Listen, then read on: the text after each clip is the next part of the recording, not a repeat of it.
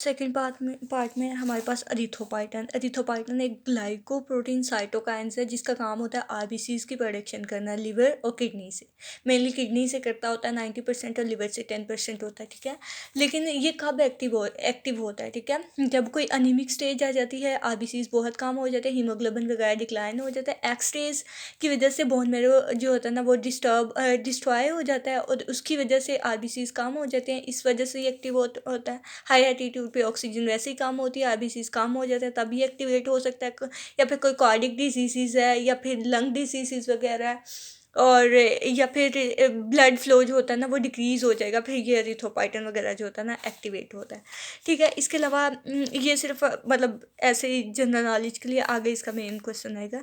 Production of एरिथ्रोपाइटन्स की बात की हुई है एमसीक्यूज़ के लिए, ये बहुत इंपॉर्टेंट है, ठीक है। सबसे पहले किडनी से प्रोड्यूस होता है, मैक्सिमम कंसंट्रेशन एरिथ्रोपाइटन की जो होती है ना किडनी से होती है 90%, और 10% जो होती है ना वो लिवर से हो रही होती है, ठीक है। जब ऑक्सीजन वगैरह अनीमिया वगैरह हो जाता है ना तो ये किडनी वगैरह जो होता है ना एक्टिवेट करते हैं अब किडनी की बात की हुई है कि कौन सी स्पेसिफिक जगह होती है किडनी की कि जहाँ पे ये आके जहाँ से एरिथ्रोपाइटन प्रोड्यूस होता है, लेकिन उन्होंने कहा स्पेसिफिक जगह तो पता नहीं है, लेकिन ऐसा सपोज किया जाता है कि फाइब्रोब्लास्ट लाइक सेल होते हैं, ठीक है, अराउंड जिन्होंने साउंड किया होता है ट्यूब्यूल्स को around the cortex and medulla. ये इसलिए मतलब उन्होंने सपोज किया कि यहाँ पर एरिथ्रोपाइटन प्रोड्यूस, क्योंकि यहाँ पे ऑक्सीजन की कंजम्पशन बहुत ज़्यादा हो रही थी, ठीक है, इसलिए सपोज किया, लेकिन कंफर्म नहीं है ये, ठीक है।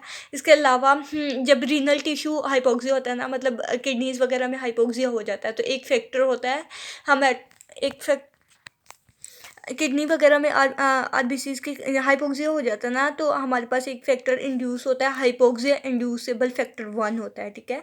इसका काम होता है, इसने ट्रांसक्रिप्शन स्टार्ट करनी होती है जिसकी वजह से मैसेंजर आरएनएस बनते हैं और एरिथ्रोपाइटन की कंसंट्रेशन जो होती है ना, प्रोडक्शन जो होती है ना, सिंथेसिस, वो इंक्रीज हो जाती है, ठीक है। उसके अलावा लेकिन इन्होंने कहा है कि ये तो किडनी में हाइपोक्सिया की बात है ना कि ये हाइपोक्सिया इंड्यूसेबल फैक्टर यहाँ पे, लेकिन अगर बॉडी के किसी और पार्ट में हाइपोक्सिया हो रहा है तो नॉन रीनल सेंसर होते हैं वो एक्टिवेट होते हैं, वो किडनी को मैसेज देते हैं जिसकी वजह से आँख ना एरिथ्रोपाइटन की प्रोडक्शन इंक्रीज हो जाती है। और इसके अलावा मेनली जो मतलब दूसरे किसी बॉडी पार्ट में अगर हाइपोक्सिया हो रहा है ना, तो इसमें जो हार्मोन रोल प्ले कर रहे हैं उसमें नॉरएपिनेफ्रिन, एपिनेफ्रिन और प्रोस्टाग्लैंडिन वगैरह जो होते हैं ना एरिथ्रोपाइटन की प्रोडक्शन में रोल प्ले कर रहे होते हैं। ये भी एमसीक्यूज पॉइंट्स है, ठीक है। उन्होंने कहा कि अगर कोई किसी को किडनी डिजीज थी और उसकी दोनों किडनीज वगैरह रिमूव कर दी हैं, तो अब क्या स्टेटस होगा एरिथ्रोपाइटन की प्रोडक्शन का बॉडी के अंदर। तो दोनों किडनी ही रिमूव कर दी हैं, ज़ाहिर बात है 90% तो जो है वो किडनी से प्रोड्यूस हो रहे थे, अब किडनी रिमूव किए, पर्सन जो है वो मतलब हाईली अनीमिक हो जाएगा, एरिथ्रोपाइटन बन ही नहीं रहा। लेकिन फिर जो पर्सन है ना उसकी डेथ नहीं हो गई, उसकी रीज़न ये हो गई क्योंकि 10% तो लिवर से भी प्रोड्यूस हो रहा था ना, इसलिए मतलब लाइफ को मेंटेन करने के लिए 10% जो होता है ना लिवर वो बना तो देगा, लेकिन आरबीसीज की कंसंट्रेशन बहुत कम होगी, मतलब पर्सन अनीमिक होगा, हाईली अनीमिक।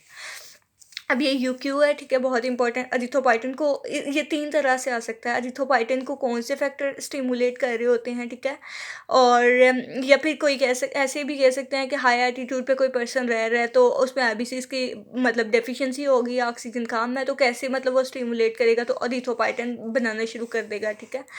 इसके अलावा कोई कार्डियक डिजीज़ वगैरह का सिनेरियो बन के आ सकता है, तो उन सारे स्टेजेस में सारे सिनेरियोज़ वगैरह में यही आएगा एरिथ्रोपाइटन की प्रोडक्शन। सबसे पहले जो फैक्टर होते हैं ना इसको स्टिमुलेट करते हैं इसकी प्रोडक्शन को, उसमें आ जाता है लो ऑक्सीजन हुई है, अनीमिया है, हीमोग्लोबिन कम है, टिश्यू फैक्टर है कोई, या फिर पुअर ब्लड फ्लो है, पल्मोनरी डिजीज़ है, कोई हार्ट डिजीज़ है, ये सारे फैक्टर थे जिसकी वजह से आरबीसीज कम हो गए। अब इन्होंने मतलब मैसेज भेजना किडनी और ये लिवर वगैरह को कि एरिथ्रोपाइटन की प्रोडक्शन इंक्रीज़ करें। टिश्यू ऑक्सीजनेशन भी इसकी वजह से कम हो जाएगी इन फैक्टर की वजह से। किडनी और लिवर जो होता है ना वो स्टिमुलेट करेंगे एरिथ्रोपाइटन की प्रोडक्शन को। एरिथ्रोपाइटन जो होता है ना ये फ़ौरन मतलब जैसे ही हाइपोक्सिया होता है ना या आरबीसीज वगैरह कम होते हैं तो ये कुछ मिनट्स या कुछ और के अंदर अंदर ये बनना शुरू हो जाते हैं।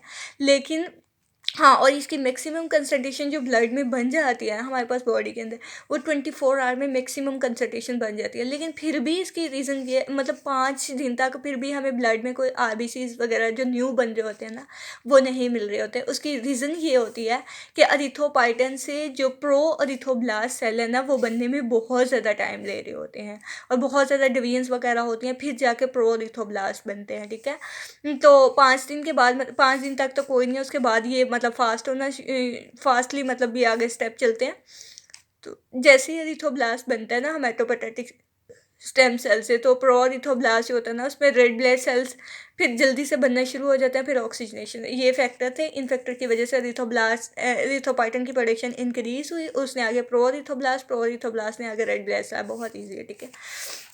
उसके बाद मैचुरेशन ऑफ आरबीसीज, ये तो फॉर्मेशन थी ना, अब मैच्योर भी तो होना है आरबीसीज ने, जिसकी वजह से उसका साइज़ कम होना था, ऑर्गेनेली वगैरह डिसअपेयर होनी थी और जिस शेप में आना था। उसके लिए दो विटामिन चाहिए होते हैं, ठीक। हाँ, दो विटामिन, फोलिक एसिड और विटामिन B12 चाहिए होता है, ठीक है।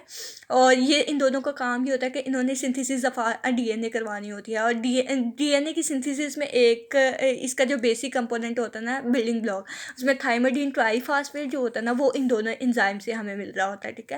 तो इसलिए इसकी मैच्योरेशन में मतलब ये दोनों विटामिन्स बहुत मेन रोल प्ले करते हैं। इसके अलावा अगर तो इनकी डेफिशिएंसी हो जाएगी ना फोलिक एसिड या विटामिन B12 की, ठीक है, तो एरिथ्रोब्लास्ट सिर्फ मैच्योरेशन मैच्योर नहीं हो पाएंगे, लेकिन सिंथेसिस तो हो रही होगी उसकी, इसलिए मतलब वो बहुत ज़्यादा एरिथ्रोब्लास्ट होते हैं ना प्रोलिफरेट करेंगे और लार्जर साइज़ में बने, क्योंकि आरबीसीज पहले लार्जर साइज़ में ओवर शेप के होते हैं ना, बाद में वो छोटे होते हैं, मैच्योर होते हैं। तो मैच्योरेशन रुकी है ना, इसलिए ये लार्जर सेल में होंगे, इसमें ऑर्गेनेलीज वगैरह भी होंगी, लेकिन इसकी मेम्ब्रेन जो होगी ना वो बहुत वीक होगी बाहर की, और उसकी वीक मेम्ब्रेन की वजह से आरबीसी जल्दी से रप्चर कर जाएंगे, और रप्चर करने के बाद इसकी हाफ लाइफ जो होगी ना वो कम हो जाएगी, जिसकी वजह से अनीमिया हो सकता है मैच्योरेशन लैक करने की वजह से, फोलिक एसिड या विटामिन B12।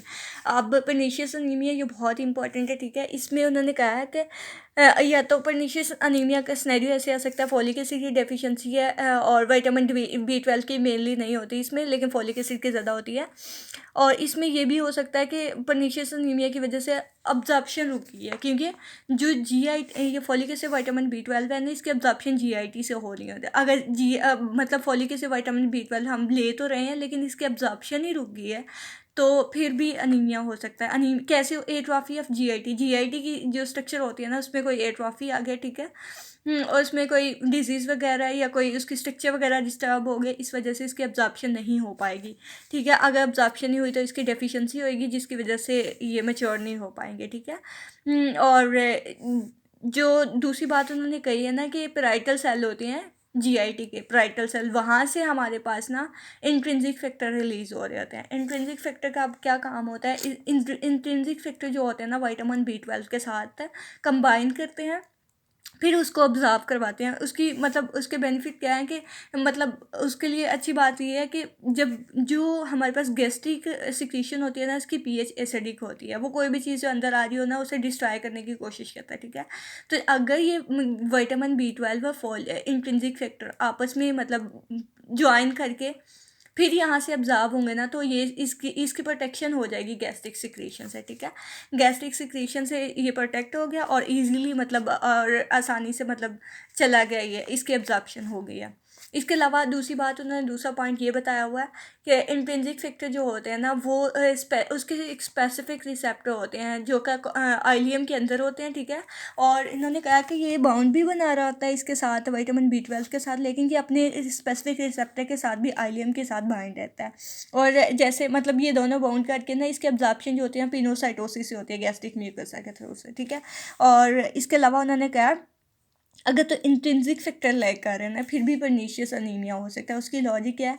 क्योंकि जो अब्जॉर्प्शन थी ना विटामिन B12 की गैस्ट्रिक म्यूकसा से, उसकी प्रोटेक्शन जो उसे प्रोटेक्शन दे रहा था ना वो इंट्रिंसिक फैक्टर था। ऐसे तो डिस्ट्रॉय कर देगी ना एसिडिक pH।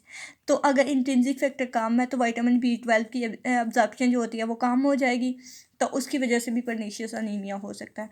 इसके अलावा उन्होंने कहा हाँ, विटामिन B12 की उन्होंने बात की है, क्योंकि उन्होंने कहा कि विटामिन B12 की डेफिशिएंसी जो होती है ना वो फ़ौरन ही अनीमिया काज नहीं कर सकती। उसकी रीज़न ये है कि विटामिन B12 जब हम फूड ले रहे होते हैं ना, जो भी हम खाना वगैरह ले रहे होते हैं उसमें बहुत ज़्यादा विटामिन B12 होता है, तो उसकी डेफिशिएंसी इतनी जल्दी नहीं हो सकती। उसकी रीज़न ये है कि हमें बहुत कम कंसनट्रेशन में विटामिन B12 चाहिए होता है, ठीक है। जैसे ही हम फूड लेते हैं ना, उसमें जो विटामिन B12 होते हैं ना वो जाके लीवर के अंदर स्टोर हो जाते हैं, और वो 1000 टाइम होते हैं हमारी रिक्वायरमेंट के अकॉर्डिंग, ठीक है। हमें इतने ज़्यादा चाहिए नहीं होता।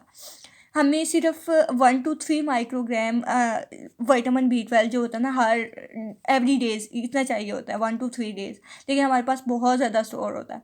इसीलिए जो पर्नीशियस अनीमिया है इसको डेवलप होने में 3 से 4 साल लग जाते हैं। उसकी रीज़न ये है, जो स्टोर फार्म में होता है ना वो आहिस्ता आहिस्ता हमें सप्लाई करता रहता है और मेच्योर होते रहते हैं RBCs, लेकिन 3 4 साल के बाद होता है और बहुत सीरियस कंडीशन होती है इसमें पर्नीशियस अनीमिया में। आई थिंक समझ आई है, ठीक है।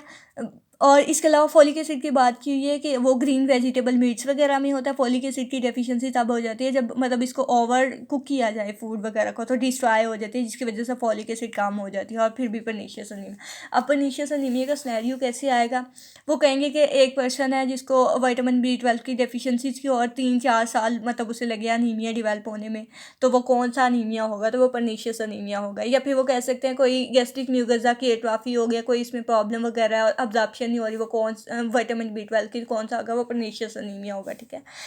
इसके अलावा एक इसका कौन सा आ सकता है, इंट्रिंसिक फैक्टर का भी आ सकता है कि इंट्रिंसिक फैक्टर जो होता है ना उसकी डेफिशिएंसी है, तो कौन सा हो सकता है पर्नीशियस अनीमिया। ये बहुत इंपॉर्टेंट यूज़ किया जो ऐसी स्नेरियो बन के आते हैं, इसलिए इस पर ज़्यादा फोकस करने की ज़रूरत है। Thank you.